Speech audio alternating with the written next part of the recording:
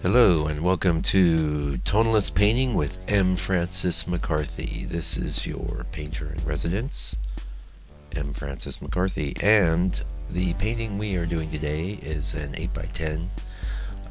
It's called Afternoon Light, and I painted this back in February, March of 2015, so 2 years ago now. Actually, you can see my reference here. This is how I used to work. I printed out my reference photo and would use that. Also, you can see here I'm working on a board that is smooth and has no texture on it. It's just, well, other than the texture of the wood itself, which is nice. I like it. You know, I decided after doing the 100 Days of Tonalism project that I was going to texturize all my boards, and I'm still working on that texturizing thing. Sorry, you can see a little bit of haze at the top of the board there. That's probably from my lighting, but you know, actually these non-textured boards tended to be quite reflective too, because I would go over them with a sanding sealer, acrylic sanding sealer that was tinted with the burnt sienna, and you know, about 2 or 3 coats, and you'd certainly get a furniture finish after a while. It was like a dresser or something. Anyway, well, how's it going? You know, it's going good. Everything's groovy. As a matter of fact, I've been working over the top of a bunch of old paintings that I coated with burnt umber, and that's been going really well. In fact, I'd say last week I probably did one of the best paintings I've done in a long time, so I'm pretty stoked about that.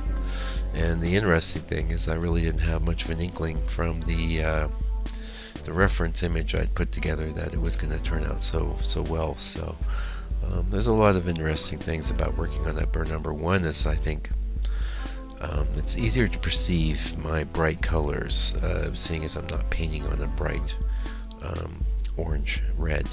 So that's a bit easier to control, and it's different. It's messing with my head in a good way, as I have indicated to some people I've talked to lately. Anyway, you know what I've decided is on today's blog post, I'm going to I took a photo of my my palette on Friday, and with it, you know, fairly clean and loaded up with paint, and I'm going to go ahead and list all the colors that I use, because I've had some people interested in that, and I've been referring them to an old blog post, which I think might be a little out of date. I have shifted a few things since that time, and you know, I shift the colors I use less and less as I move on down the lane here, but I do make some big foundational changes, and or I have made some in the last year, so I thought, why not just update that information and keep it current, and for people that are interested. I will say that the main reason why I don't show my palette and my color mixing process is that of all the aspects of painting, once you get past the basics, which are, you know, how to mix your secondaries from your primaries, and then how to use complementary colors to adjust, you know, and basically another big one is using black to knock back saturation and things like that, or even white. White also kills color too. After you've learned these basics, you really just need to hunker down and learn how to mix the colors that you're seeing with the paints you have. And I recommend starting with a limited palette and then adding colors as you find it absolutely necessary, or just plain convenient. Like, I can mix yellow ochre from primaries, but it's a color I use all the time. It's just easier to have a pile of yellow ochre on the palette. Besides, it's an earth tone. I like using earth tone pigments. Same goes for a burnt sienna. You know, I could mix it or something very close, but I use a ton of it. It makes sense to have it on the palette. So I don't know, I haven't done this blog post yet, so I don't know exactly how. I think I might just make it a simple list, and I may perhaps next week revisit it and take you through each of the colors and my reasons for using them. I know I've done this in the past on the blog, but it's just because I've done something in the past doesn't mean it's not a good idea to do it again, especially due to the sort of random ad hoc nature of what I do here. I would love to hunker down and spend hours and days researching and writing these videos and blog posts, but if I was to do that, I wouldn't have enough time to do it. So my approach is to just work off the top of my head every week, and sometimes you get more insight that way, I think, because it's not as worked over in my brain.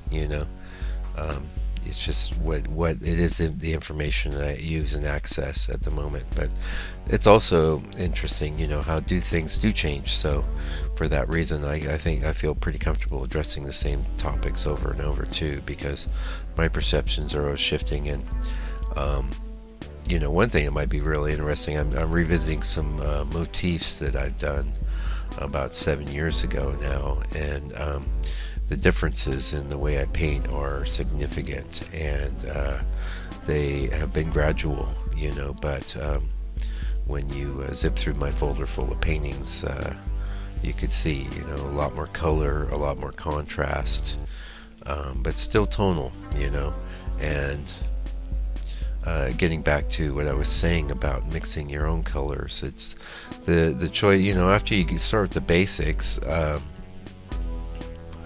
those colors you add are colors you need for one reason or another. Either you can't mix them very easily, or you're going to use them all the time, so it's convenient to have it there. And so I'm going to do a blog post about that, and hopefully you guys will dig it. Like I was saying, things have been going good in the studio. I'm really pretty stoked with the work I did this week. I did have one painting that I think the painting actually looks pretty good, but instead of having a photographic reference, I was using my reference image was a painting I had actually revisited and redone and sold a long time back. That was very actually loose and worked real well. However, this lack of pictorial detail in my reference was definitely messing with my head as well, because what I'm interested in doing is something that is sort of synthetic. I'm taking that reference image, but I'm putting it through my filter of humanity, and as an artist, I'm rendering and painting an image from that, which is stylized by necessity and by design. You can stylize a photograph, but it's always going to contain all this detail, and excessive information that you'll have to filter out. Paintings, that wouldn't be the case, but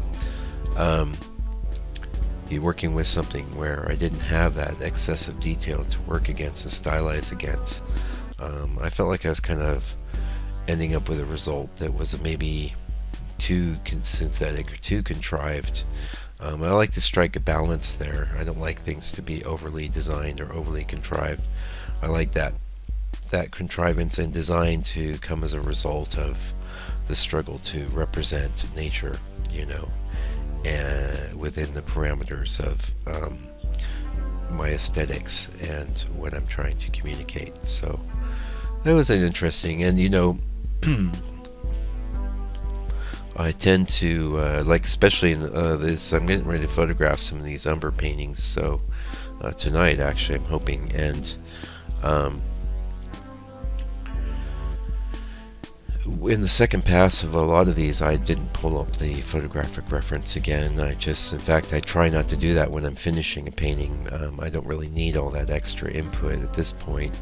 It's really just about bringing anything in the painting that might be a little standoutish or that needs to be reconciled a bit, bringing it in line, and making sure that I'm not destroying too much of the work while I'm going over that painting a second time. I was pretty successful this time, but one of the ways that I avoid overworking things is by just keeping the reference out of the picture. When I'm in my last final stages of doing my painting, I don't even need to have any reference at all at that point. I just should be dealing with the painting as a painting, and this also keeps me from overdoing things. So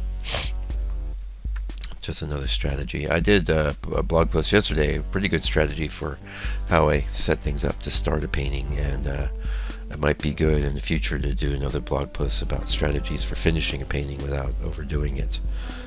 Hopefully I'll remember that and write that down.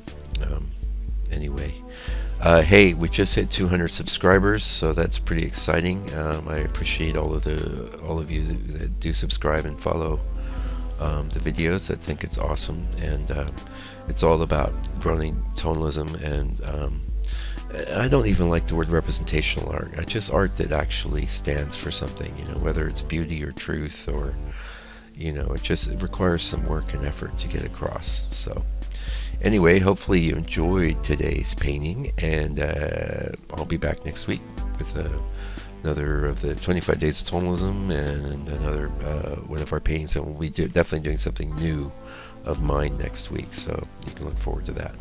Anyway, thanks for joining me today. You can go to my website, landscapepainter.co.nz. You can follow my blog from there. You read about other stuff there. It's cool. And anyway, like I said, we'll see you next week. Meanwhile, take good care and stay out of trouble.